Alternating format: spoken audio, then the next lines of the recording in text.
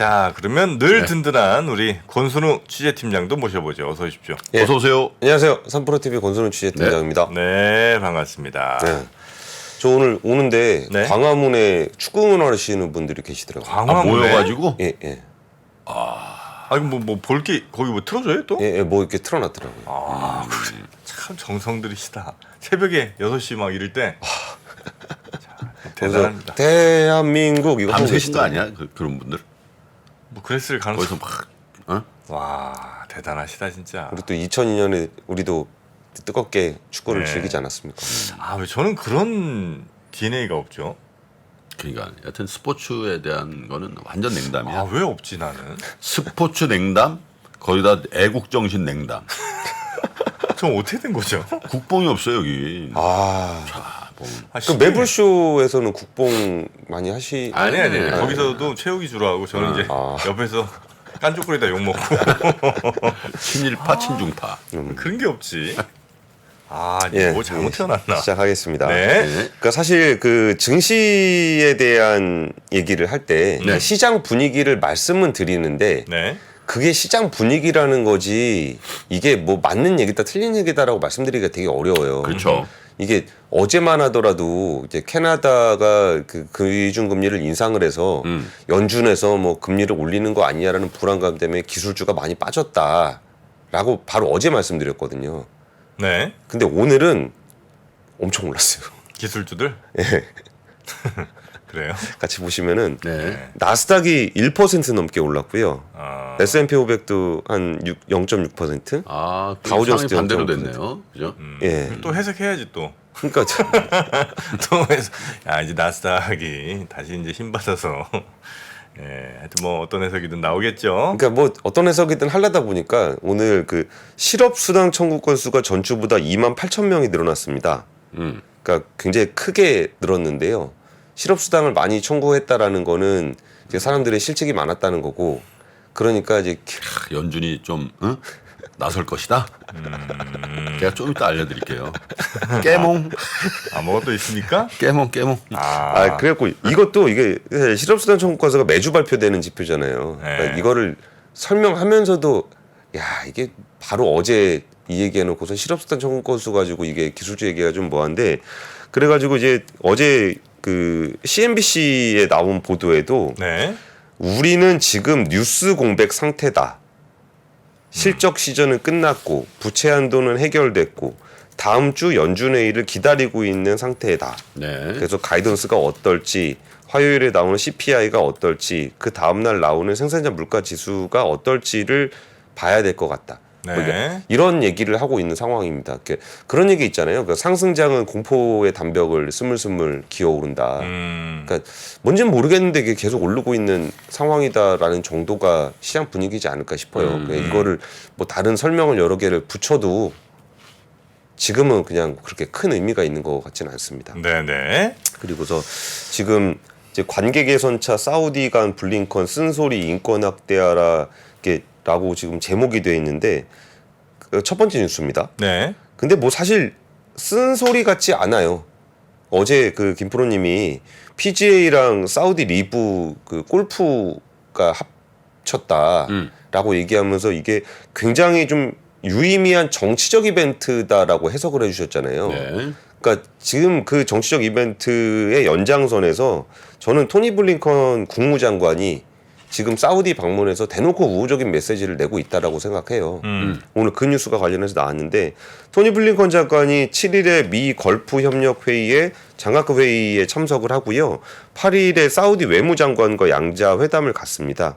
그러면서 여기서 지금 그 블링컨 장관이 사흘간 사우디를 방문하면서 기자회견에서 했던 얘기인데, 그러니까 일단 비전 2030 추진을 위해서는 세계 인재를 모집해야 한다. 사우디가 인권을 신장하고 현대화를 추구하는 것은 국익에 부합하는 것이라고 생각한다라고 얘기를 했어요. 네. 그러니까 사우디가 지금 하고 있는 거는 굉장히 좋은 일이다. 라고 얘기를 하는 거예요. 아니 근데 저거는 또 저런 면이 있어요. 예를 들면 사우디의 여성들이 지금 운전을 하기 시작한 지 몇 년 안 됐거든요. 예, 예. 사우디 여성들 운전을 못했습니다. 네네. 근데 그걸 푼 게 빈살만이에요. 예. 그래서 뭐 예를 들면 사우디의 뭐 뭐 예를 들면 관광 도시에 뭐 비키니 수영복을 입고 간다. 예. 이게 말도 안 되는 거고 사우디에서 우리 입경 자체가 종교적인 뭐 목적이라든지 업무상 출장 이런 거 아니면 쉽지 않은 나라예요. 예, 예.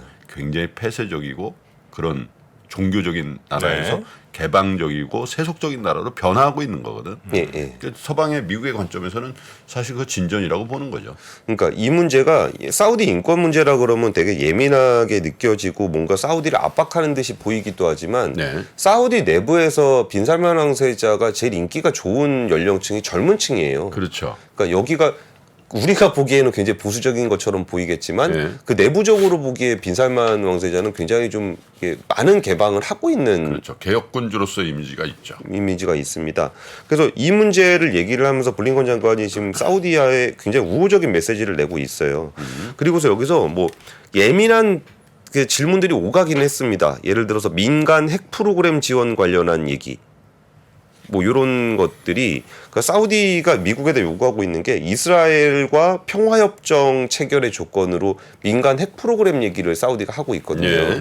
근데 거기서 약간 좀 그 사우디 외무장관은 사우디의 민간 핵 프로그램 추진은 비밀이 아니다. 오히려 미국을 입찰자 중 하나로 포함하기를 매우 선호한다. 그리고 다른 입찰국도 존재한다. 뭐 이런 얘기도 했는데 이게 핵 문제로 생각하실 거에 우리나라로 연결시켜 보면은 사우디의 원자력 발전 프로젝트는 그 제일 유력한 그 국가 중에 하나가 우리나라입니다. 그러니까 여기서 사우디 프로젝트 얼마나 따느냐도 굉장히 중요하고 여기서 만약에 미국이 지금 아까 얘기했던 그 사우디 외무장관 얘기했던 것처럼 미국 입찰자 중 하나로 포함하기를 매우 선호한다라고 얘기했을 때 미국이 만약에 입찰을 해서 되잖아요. 그럼 그거 만드는 것도 어차피 또 한국 기업들이 하게 될 겁니다. 그러니까 미국은 사실 기술은 있지만 이거 만들 수 있는 공급망들은 다 없어져 있는 상황이거든요. 그래서 이런 부분들도 좀 민간에 관련한 얘기도 좀 했었고요. 여기서 뭐 테러 격퇴를 위한 장관급 회의에 참석하고 뭐 이런 얘기들도 좀 있는데 이런 것들이 사실 그 중동 지역에서 그 미국이 언급조차 하고 싶어 하지 않았던 그런 부분이에요. 그 비난을 하던 부분인데 네. 이런 IS 관련한 그런 난민을 어떻게 할 것이냐 이런 얘기를 사우디에서 같이 한다라는 거는 중동에서 협력할 수 있는 뭔가의 명분들을 만들어가고 있는 거거든요. 네. 그러니까 이런 것들이 어제 그 김프로님 말씀해 주셨던 게 스포츠 이벤트, 그러니까 단순히 스포츠 이벤트로 볼 것이 아니고 중동에서 그 다시 미국의 존재감을 드러내기 위한 행보일 것이다라고 말씀을 해주셨는데 그게 지금 이제 국무장관의 행보로서 또 한 발 더 나가는 모습을 보이고 있어요. 그러니까 그 전에 그러니까 미국에서 배제를 했던 그 공백을 중국이 차지를 했었잖아요. 근데 그런 부분들이 다시 미국이 나서고 있다라는 것들이 좀 국제 정세에 어떻게 영향을 미칠지도 좀 눈여겨 볼 만한 포인트인 것 같아서 첫 번째 뉴스로 준비를 했습니다. 네. 저게 이제 궁극적으로 미국 입장에서는 중국과 사우디가 굉장히 밀착 관계가 된다는 건 페트로 달러. 그렇죠. 그게 흔들릴 수도 있다는 걱정을 하는 거예요. 왜냐하면 네. 룰라라든지 이런 사람들 뭐 중국하고 해가지고 그렇잖아요. 위안화 받는다 이런 얘기도 하고 사우디가 그걸 받아버리면 예. 저게 1974년도부터 시작된 거거든요.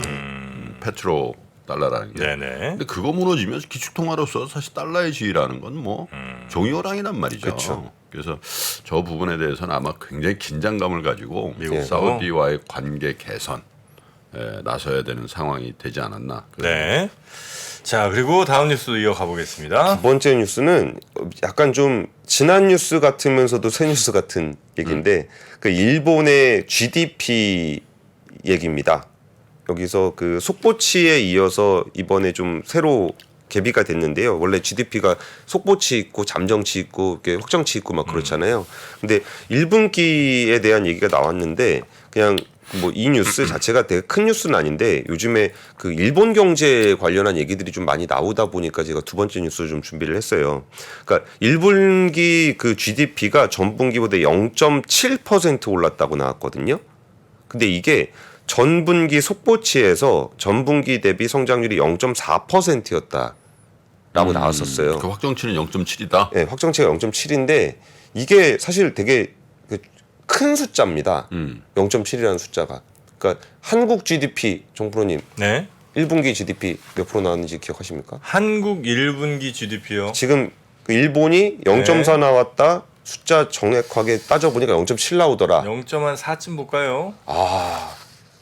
조금 후하게 쓰셨습니다. 전 좀 희망사항입니다. 예, 0.3 나와서 3 나왔잖아요. 그러니까 그것 때문에 네. 좀 말들이 많았어요. 이게 야 GDP에서 일본한테 지는 건 좀 심하지 않냐. 딴 것도 아니고 장기 저성장 국가인 일본이 0.4가 나왔는데 어떻게 한국이 0.3이 나오냐 그랬는데 네. 이번에 그 개정치가 발표가 됐는데 0.7이 나왔어요. 네. 그러니까 이거를 연으로 한 사람은 거의 한 1.8% 정도 난다는 건데 이거는 사실 그 일본하고 좀 잘 어울리지 않는 정도의 큰 숫자가 나왔어요. 네네네. 그러면서 여기가 왜 그렇게 많이 나왔는지에 대해서 좀 개별 항목별로 따져보면은 민간 설비 투자 증가가 굉장히 크게 나왔습니다. 그러니까 전분기 대비 이전에 속보치에서는 그 민간 설비 투자 증가율이 0.9%였는데 개정치에서 1.4%가 나왔어요. 그러니까 이게 굉장히 크게 나왔는데 이게 왜 그랬을까라는 부분에서 우리가 좀 신경 쓰고 있는 부분들이 그 미국이 좀 중국을 견제하는 과정에서 일본 쪽에다 좀 실어주는 게 좀 있고 민간 기업들이 좀 일본에다가 투자를 하는 부분들이 좀 있잖아요. 뭐 네네. TSMC를 비롯해서 뭐 삼성전자도 좀 하고 있고요.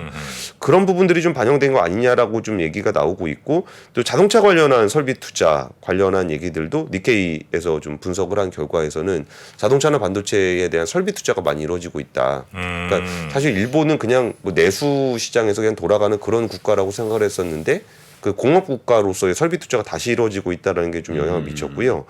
그리고 개인 소비는 뭐 조금 줄었습니다. 그러니까 속보치에서 0.6이었는데 개정치에서 0.5로 좀 낮아진 측면이 좀 있고 여기서 또 경상수지 흑자가 76.3%가 늘었습니다. 경상수지. 예.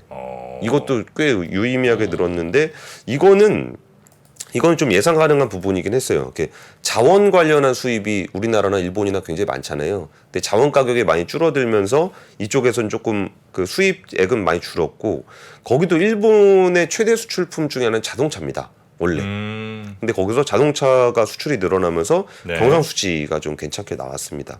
그래서 이제 기시다 후미오 총리 같은 경우는 지금 항상 그 기시다 후미오 총리의 그 주요 아젠다가 그 새로운 자본주의라는 얘기를 많이 하고 있거든요. 근데 이런 부분이 좀 장기 경기 침체를 끊는 그런 약간의 마중물로 삼고 싶어 하는 것 같아요. 그래서 뭐 임금도 많이 올리려고 하고 뭐 인플레이션 오르는데도 금리 안 올리고 하는 부분이 이런 그 일본의 그 장기적인 저성장의 국면을 해외발로 생겨난 이슈들을 어떻게든 끊어보려고 그러는 움직임들이 계속 나타나고 있는 가운데 그 1분기 경제성장률이 0.4인 줄 알았는데 숫자 나온 거 보니까 0.7이더라. 예. 라는 얘기. 안타까운 소식이 하나 전달이 됐네요. 한국의 MSCI 선진지수 관찰 대상국에 등재될 거냐 불발이 됐습니다. 또요? 네. 시장 MSCI랑 우리랑 뭐 싸웠어요. 시장 규모라든지 뭐 이런 거는 충분한데 네? 시장 접근성 외국인 투자자로서 접근성은 아직 미흡하다 이런. 그렇습니까? 지난번에 된다고 그랬거든. 그죠? 다 된다고 그랬죠. 조목조목 안 될 만한 이유들이 여튼 안 됐습니다. 안 됐습니다. 네. 자, 김 확 빠지네요. 아니, 또 이런 얘기를 또 안 할 수는 없잖아. 해야죠. 네. 속보니까. 속보니까. 그러니까 뭐 좋은 얘기만 하고 싶지만 또 시장에는 이런저런 얘기가 있으니까요. 네. 그 엔터 관련한 얘기 좀 드리려고 합니다. 요새 엔터주가 굉장히 잘 가고 있었는데 네. 악재가 많이 터졌습니다. 그러니까요. 근데 그 뉴스 악재가 이렇게 시장에 영향을 미치는 그런 상황이 있는데 일단 G드래곤 이 전속 계약이 만료됐다라는 소식이 전해지면서 YG의 주가가 많이 빠졌고요. 그 전에는 우리 그 챔백시 네. 네, 엑소의 챔백시 네. 관련한 얘기가 좀 나오면서 그 SM 주가가 많이 떨어졌는데요. 이게 사실 그 되게 애매한 구석이 있어요. 그러니까 우리가 일반적으로 공시라 그러면 회사에 주요하게 영향을 미칠 부분에 대해서 공시를 하잖아요. 근데 엔터 회사에 그냥 예를 들어서 그 정프로님이 그 권순우 팀장이 마음에 안 들어서 잘랐다. 네. 그러면 저 하나 나간 거를 가지고 공시를 해야 되겠습니까? 저희는 해야죠. 그런 뭐 있을 수 없는 일이기 때문에. 이거 뭐야? 2대1이야 지금? 네? 2대1 된 거야 지금? 왜? 아 그래요? 먹었어요? 먹었다는 것 같은데. 아, 는 거 아니고요. 또 그런 소식은 속보로라도 전하지 마세요. 우리 악재는 좀 빼고 가시죠. 네, 이탈리아가 또 한골 넣었어요. 근데 이게 엔터 회사 같은 경우에 네. 이게 좀 고민이 되는 부분이 그러니까 중요한 영업에 대한 양수도 이런 것들은 공시를 합니다. 제조기업이 뭐 공장을 팔거나 이런 것들을 공시를 하는데 그러니까 엔터 회사에서 직원 나가는 걸 어떻게 볼 것이냐 라는 거에 대해서 좀 영업자산이라고 봐야 되냐 마냐에 대한 논란이 지금 굉장히 크게 벌어지고 있어요. 근데 그건 뭐 직원 매니저 하나 나간 게 아니니까. 그죠. 그러니까 큰 뭐 자산이라고 봐야 되는 자산이죠, 자산. 사실 엔터 업체 엔터업계 뭐 엔터 회사에 그거 다른 빼고 무슨 자산이 없잖아. 현금 플러스 사람. 네. 그거밖에 없네. 예, 그러니까 근데 그 사람을 재무제표상에 자산으로 잡아놓지는 않잖아요. 그러니까 그 사람 나가는 게 공시사항이냐? 공시사항이냐. 근데 이게 이제 엔터 회사들에서는 이제 아티스트에 대한 중요성이 너무나 커지다 보고 주가에 영향을 많이 미치다 보니까 이런 고민들이 생기는 거예요. 근데 이 얘기가 단순하게 그냥 이 연예인 나가는 얘기가 이제 공시사항이냐 아니냐 뭐 가십이냐 아니냐를 떠나서 예전에 그 BTS가 지난해 6월에 그 찐 방탄회식이라 그래가지고 그거 예전에 맞아요. 저희도 많이 분석을 해드렸는데 우리가 좀 이제 그 뭐 개별 활동 으로 가겠다. 단체 활동 안 하겠다. 뭐 이런 얘기를 한 게 있었고 이런 얘기가 녹화된 날 주가가 많이 빠졌습니다. 녹화된 날. 예, 예. 그러니까 일단 방탄의식이라는 제목의 영상이 게재된 날 거의 28%가 빠졌는데 네. 이 영상이 공개되기 전날 그죠. 녹화한 날이 아니라 녹화 영상이 공개되기 전날. 아, 그 전날 한 11% 주가가 빠졌거든요. 갑자기. 네. 아, 어떻게 보십니까? 이거는 어느 정도 좀 샜다고 봐야 되는 거 아닙니까? 아, 당연하죠. 예, 그래가지고 그거를 아, 금감원 자본시장 그 특별사법경찰 네. 특사경이라고 보통 부르잖아요. 특사경이라고 여기서 이거를 조사를 했어요. 네. 네. 그랬는데 이때 그 BTS의 단체 활동 중단 사실을 하이브 직원들이 미리 알고 주식을 팔았다? 매도를 했어요. 그거는 안 되지. 그러니까 이게 그 미공개 정보 이용이야. 이용이냐 아니냐라고 했는데 여기서 이제 금감원 특사경에서는 그 하이브 소속 팀장 3명 등이 여기서 아이돌 그룹 관련한 업무를 담당하고 있는 직원이었고 네. 이게 악재성 정보라는 게 충분히 영향을 미칠 거라고 보면 봤고 그래서 거기를 주식을 미리 팔았다라는 사실을 적발을 했던 거예요. 그리고 근데 여기서 좀 되게 애매한 부분이 뭐냐면 이게 공시사항이냐 아니냐가 애매한 게 그 영상 자체에서 BTS가 활동 중단에 대해서 얘기하지는 않았어요. 구체적으로. 그러니까 우리가 단체 활동을 중단하겠습니다라고 하지 않고 우리가 개별적으로 좀 더 열심히 활동하겠습니다라고 얘기를 했거든요. 네. 근데 다들 이렇게 받아들이는 거는 BTS가 이제 단체 활동 안 하는가 보다라고 받아들였었거든요. 그러니까 그거를 가지고 이제 그 하이브 내부에서는 몇몇 분들이 주식을 팔아서 손실 회피를 한 2억 3천만 원 정도. 손실 회피다 이거죠. 예, 미리 팔았던 거죠. 냈었으면 주식을 물렸을 건데. 그래서 그런 부분에 대해서 좀 얘기를 하고 있는 게 있어서 좀 개별 아티스트들의 활동 계획이 단순히 가십으로 볼 수 없는 상황 아니냐. 그래서 이걸 공정공시를 좀 강화해야 된다라는 목소리가 좀 나오고 있습니다. 네. 그래서 이런 부분들이 이제 공정공시 같은 제도적인 측면도 굉장히 중요한데 우리나라 엔터 회사들이 이제 굉장히 이제 글로벌해지고 시장에 미치는 영향이 굉장히 커졌잖아요. 그러면은 이거를 조금 그 시장에 대한 세심한 배려를 하면서 그런 릴리즈를 했으면 좋겠다는 생각이 좀 들어요. 이거를 꼭 공적으로 제도적으로만 할 게 아니라 민간 차원에서도 엔터 회사들을 바라보고 있는 뭐 팬이나 주주들의 시선을 본인들도 인식을 하고 있잖아요. 그리고 이거를 주식을 팔았을 때 이게 뭐 BTS가 개인 활동 한다는 거냐 안 한다는 거냐 이거를 따질 문제가 아니라 본인들이 팔았다는 거는 본인들이 봐도 악재였다는 거잖아요. 네. 그러니까 이런 부분들에 대해서는 그 엔터 회사들의 내부 통제라든지 이런 것 같아요. 문제도, 예. 엔터 회사도 이제 글로벌 그 무대에서 그 아티스트들이 이제 그 어느 정도의 그 규모 있는 성장을 한 거잖아요. 예, 예. 그러면 그 엔터 회사의 운영 시스템도 글로벌 스탠다드에 맞추려는 노력을 해야 되는데 예, 예. 그거는 굉장히 로컬 혹은 소규모 개인 회사 단으로 그냥 멈춰져 있으면 그 이격이 그만큼 저평가를 낳거든요. 그죠? 그래서 외국인 투자자들이 엔터주를 사기 시작한 건 뭐냐면 SM의 이수만 전 말씀드렸지만 뭐 YJ 양현석 뭐 JYP의 박진영 이 개인 회사단을 탈피했다라는 생각 때문에 투자하는 거지. 예, 예. 그잖아요. 그렇죠. 근데 그거가 이제 예를 들면 계속 그런 수준에서 머물러 있으면 투자 못 하는 겁니다. 그죠. 그죠? 예, 이런 부분도 그냥 뭐 가수 한 명 갔다, 뭐 그러면 아유 우리 좀 아쉽다 이런 정도 문제가 아니라 그러니까요. 시장에 영향을 많이 미치는 부분에 대해서는 이 부분을 공시를 하든 아니면 보도 자료를 내든 아니면 내부의 정보 관리를 하든 이런 부분들에 대해서는 좀 이렇게 상장 회사에 걸맞은 네. 그런 그 준비가 필요해 보입니다. 네. 상장 회사 단을 좀 넘어서는 결단이 있어야 될 것 같아요. 왜냐하면 글로벌 스타덤 이 비즈니스를 하는데 그죠?